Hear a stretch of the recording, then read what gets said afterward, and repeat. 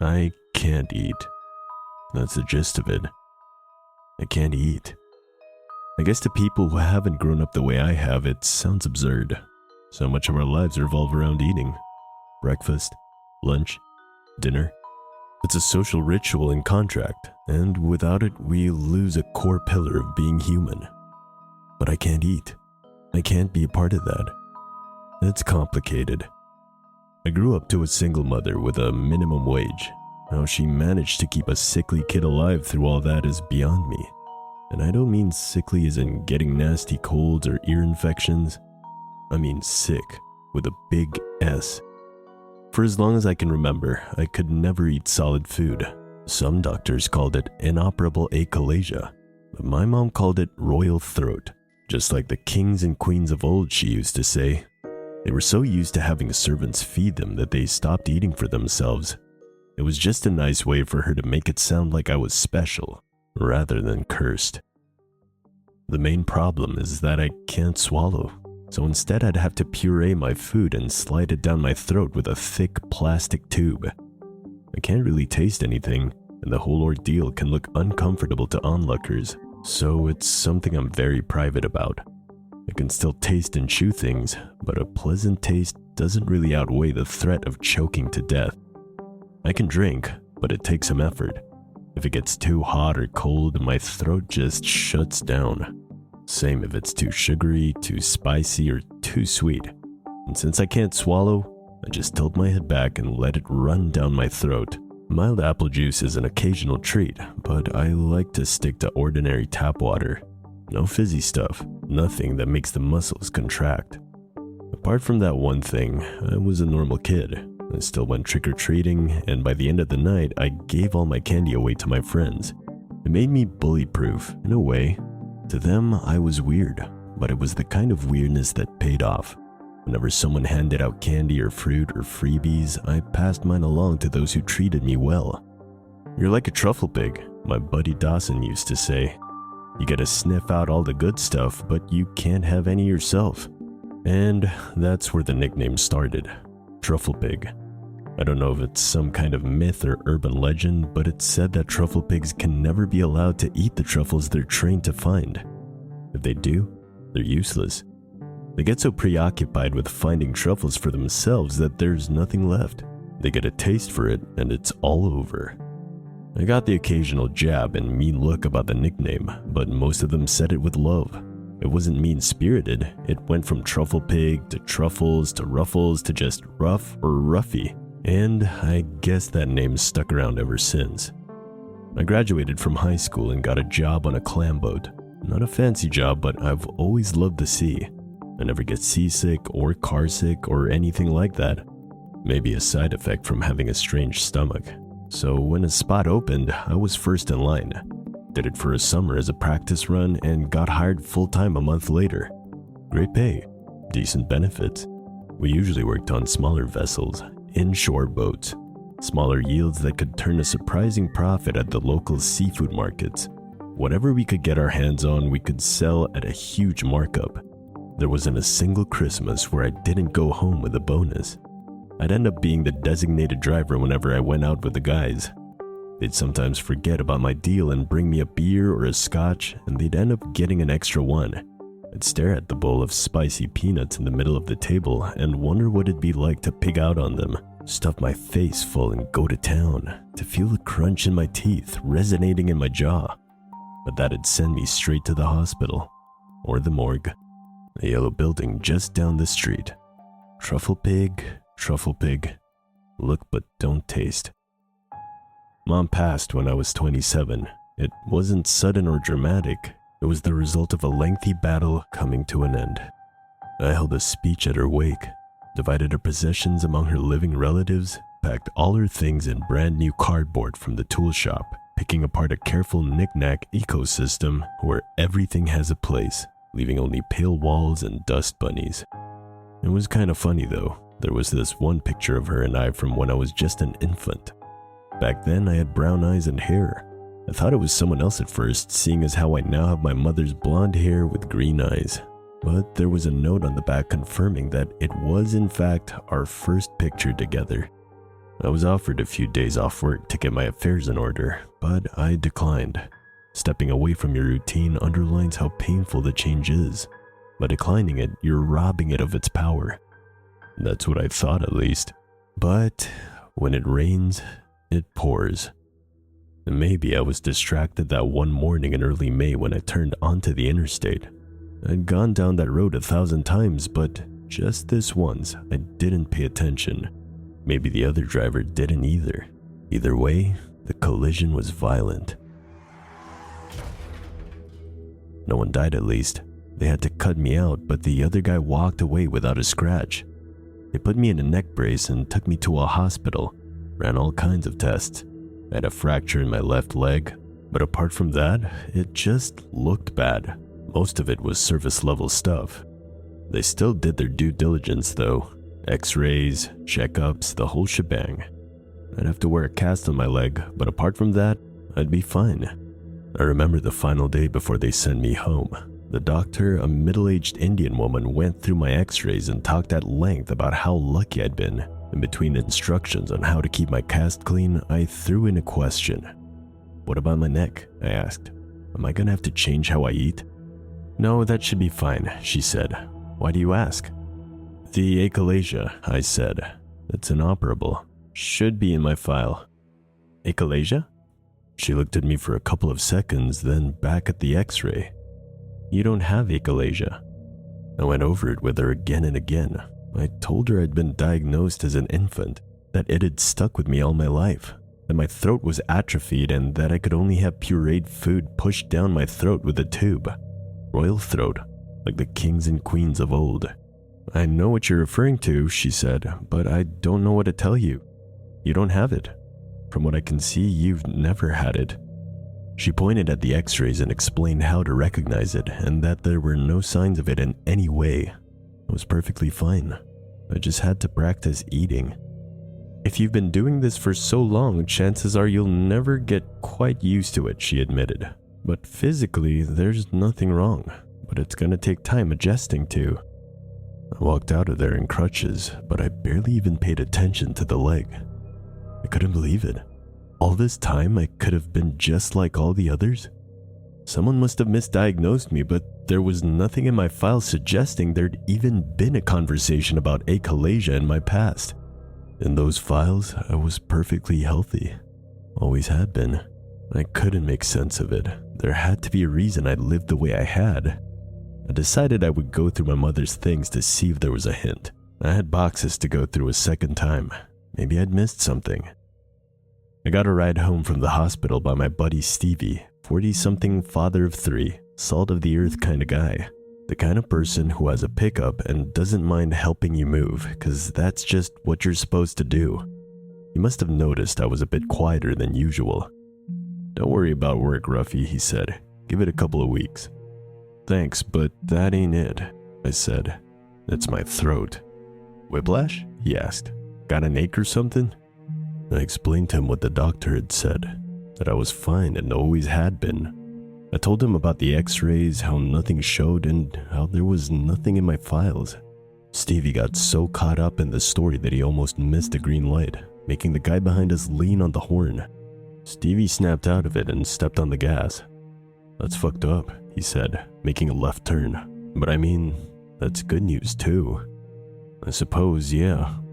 I was gonna have to get used to a new way of living, one where I could sit by the table and share a meal. I had a hard time wrapping my head around it. I was a bit scared. After all, what if I didn't like it? Could I just go back to pretending?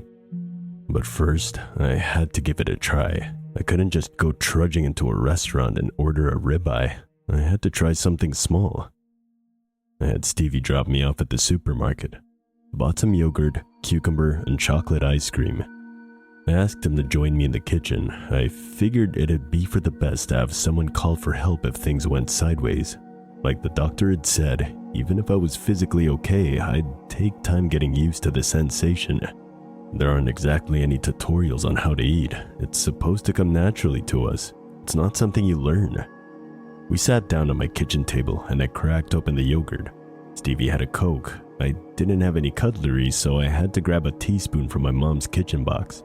I dipped it in the yogurt, picked it up, and observed. My heart was beating out of my chest.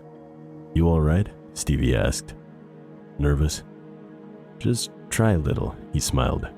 "Try to enjoy it." So I tried it. I let my tongue soak in the soft vanilla and acidic tang.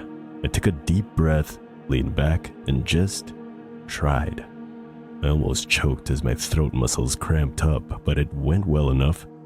It was wildly uncomfortable though. I coughed a little, but held up a hand to show Stevie I was okay. I tried a little more, and then some ice cream. It was difficult, and I could feel an ache in my throat. I was flexing muscles I'd hardly ever used. Over a painstakingly slow hour, I tried little bits and pieces of things. I was getting used to it, slowly but surely. I had to stop when I got to the cucumber though. I cut it up and tried eating it like a mush, but part of the skin got stuck in the back of my throat. I ended up having a coughing fit. Stevie had to give me a couple back slaps. We decided to pause for the day, but it was promising. I was feeling something I hadn't felt before. It was a new experience and I was getting better at it. "Give it a month," said Stevie. "By the time that leg cast is off, you'll be a brand new person." Over the next few days, I was stuck at home, waiting for my leg to heal. Meanwhile, I took some time going through my mom's stuff, everything from old phone books to photo albums. There were a lot of baby pictures, but they weren't in a particular order. In most of them, I had blonde hair and green eyes, but there were a couple where it was still a clear brown. I could see a couple things change in my mom too, her hair getting longer, the marks under her eyes growing deeper. But there were other things too. There was this one picture where she was breastfeeding me and another shortly after where she used a bottle. There was also one she'd been in some sort of accident, wearing a bandage that reached up to her shoulder. All the while, I was microdosing on food, little pieces of ice cream and yogurt, mashed potatoes and gravy, a strawberry sorbet. It took some time to get my throat moving, but after just a couple of days, I could swallow with little to no problem. The first solid food I ate was a salty peanut. I bit down and chewed it for so long that my jaw ached. And when I finally swallowed, I could feel a tingle in my neck, like little puzzle pieces falling into place. I was so relieved I could cry. I ended up eating a whole bag, letting a rerun of Friends echo in the background. But all I could hear was the sweet crunch of peanuts breaking against my perfect enamel. It was such a filling sensation. Flavor, texture, mouthfeel, and with it all, the realization that I had so much more to experience. It was euphoric.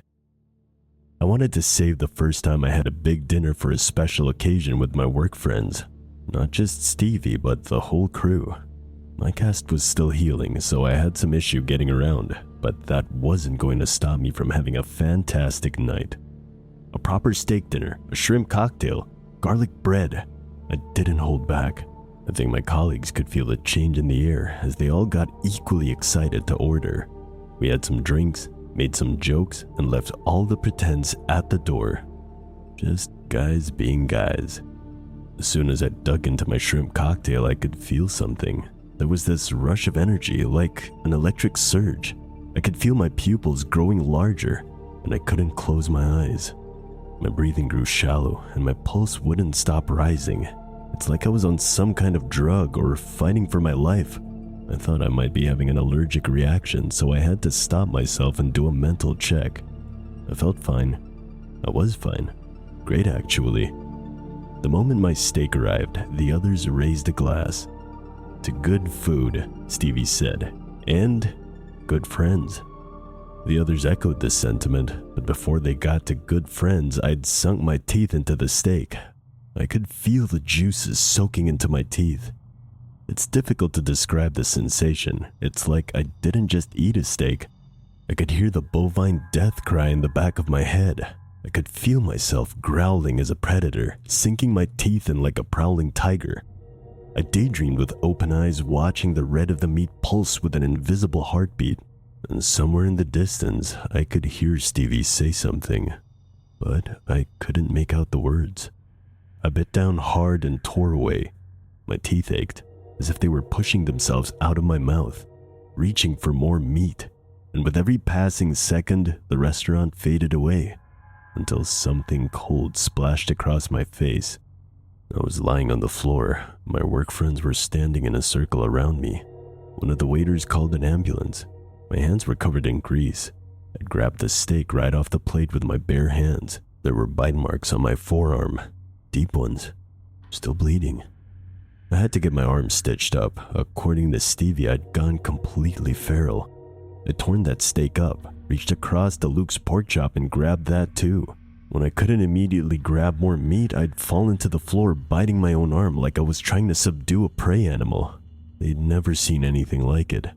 Some kind of episode, Stevie said. We're worried about you. Doctors didn't know what to make of it. Some kind of chemical imbalance from a sudden shift in diet combined with stress and physical recovery. It didn't help that I'd been drinking. Not much, mind you, but enough for it to affect me. They couldn't point to a single instigating factor and instead prescribed me a kind of anti-anxiety medication. They were just throwing darts at the wall at that point.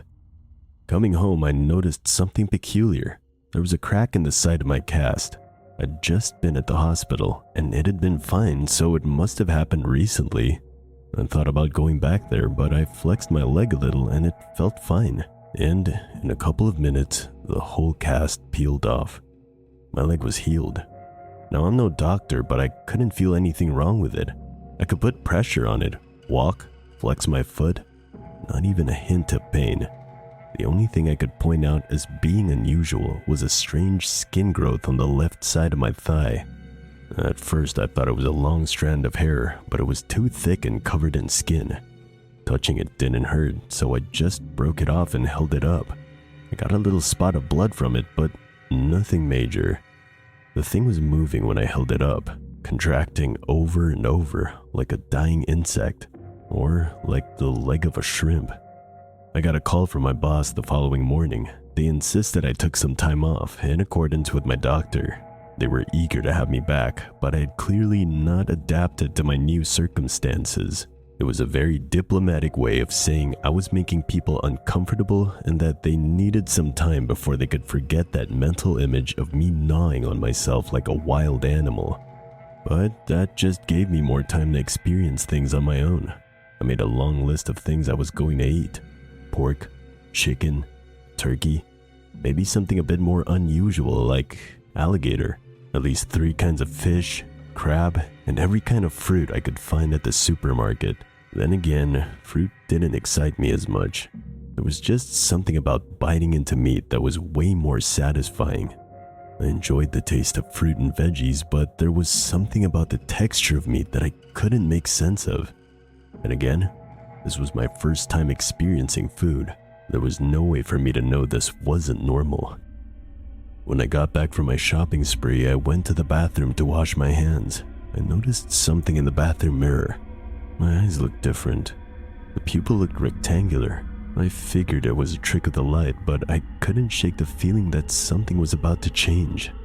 But I was too excited to care. I was gonna have a field day, so I washed my hands, splashed some water on my face, and hurried into the kitchen. At first I was systematic, putting out little samples of things, bite-sized nuggets of meat, ready to be plopped down in a single gulp. I prepped a couple in the frying pan, others in the oven.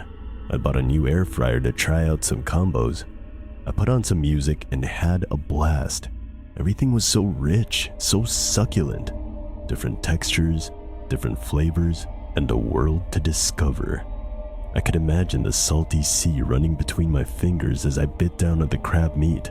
I could feel the texture of the feathers as I slurped up a slice of turkey. I adored it. Every last second of it. I spent close to 13 hours that way, just eating. The shops closed and opened, and I was first in line to get more. I must have looked like hell. That's what the look on the cashier's face said, at least. I would fall asleep at the dinner table, still holding my next piece of meat. A chicken wing, a tomahawk steak, an honest-to-God cheeseburger. I'd close my eyes and keep eating, dozing off between bites. It was heaven. While I didn't know it at the time, I kept that up for 49 hours total. I was in this meat-stained daze, not knowing what was happening around me. I'd missed calls and appointments, emails, bills to pay. I hadn't paid attention to any of it, and my systematic approach had completely fallen out the window. It was a marathon. When my kitchen ran empty, I lumbered to the bathroom. My stomach felt like wearing a backpack on the front, like an imbalance. I had to lean my arms against the wall to keep myself from tipping forward. I was scared to look in the bathroom mirror, but I did it anyway. The pupils of my eyes had gone horizontal. The skin of my left leg had hardened into a kind of shell. My teeth had grown long and jagged.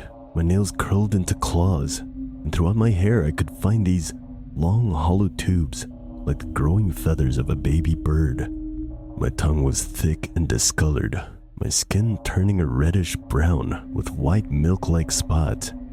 I just stared at myself, not grasping that this was a mirror. It showed me, but I wasn't me anymore. And when that realization hit, two thoughts struck me at once.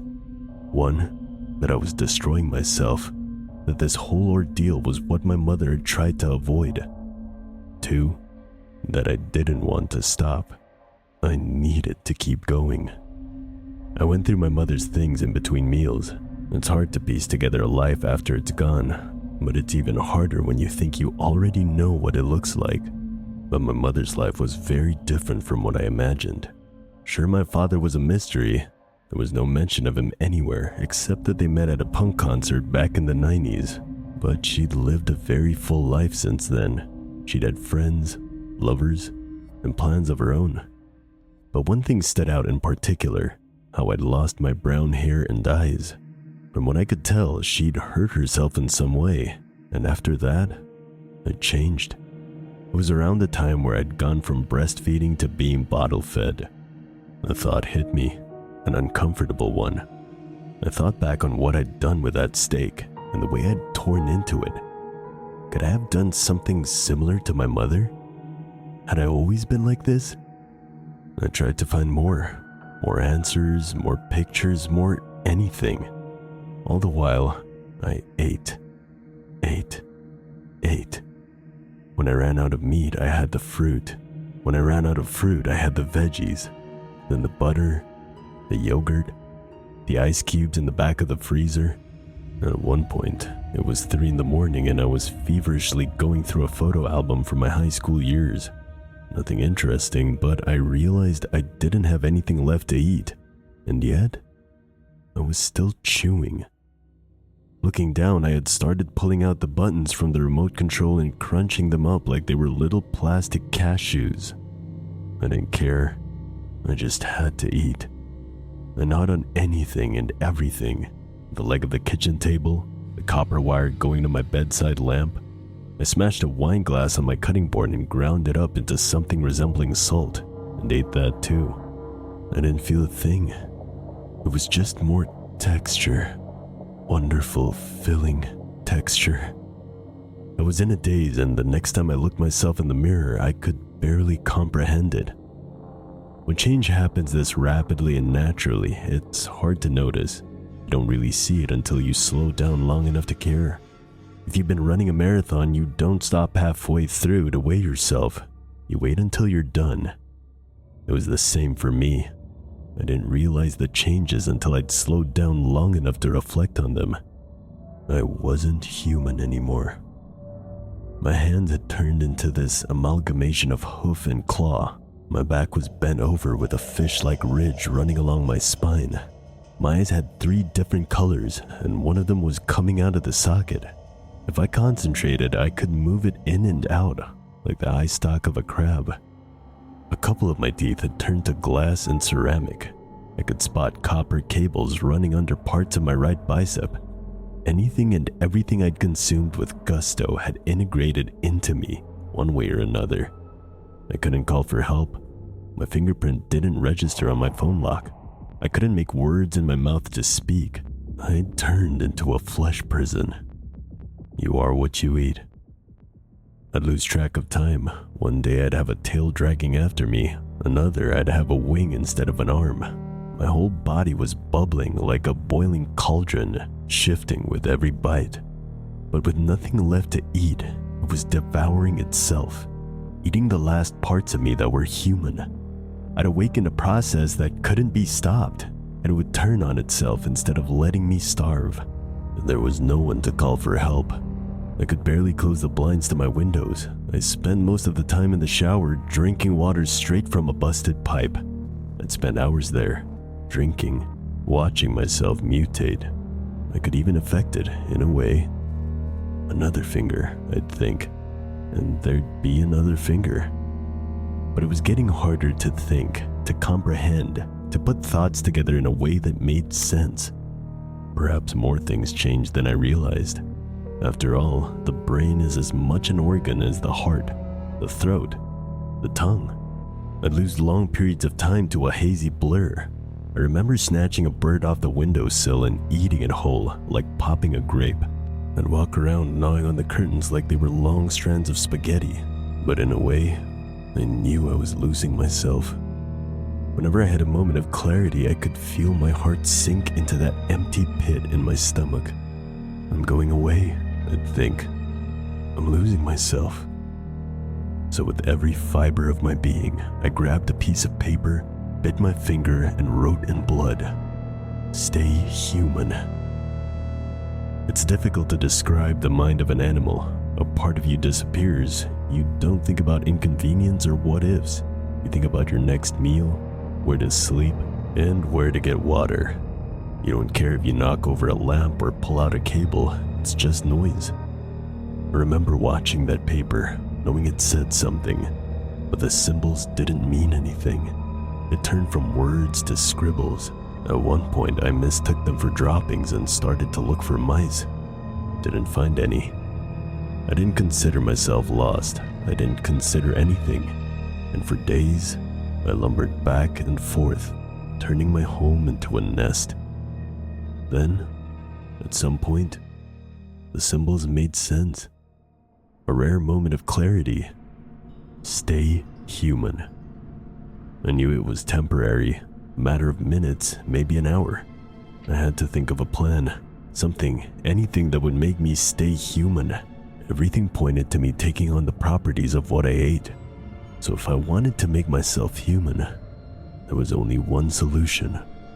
One grotesque, unthinkable solution. Now I could find something tasteful in everything I ate. Anything from glass to copper to wood and bone. But having to eat human meat to find myself, that was a line too far. But what choice did I have? I made a plan. It was a long shot, but it was the only one I could think of. I could feel myself slipping, so I tried to remember 3 things: the color of the building I had to go to, the direction I had to move, and that there was meat there. Color, direction, meat. I repeated it like a mantra. I remember standing by the front door, pressing my head against the wood.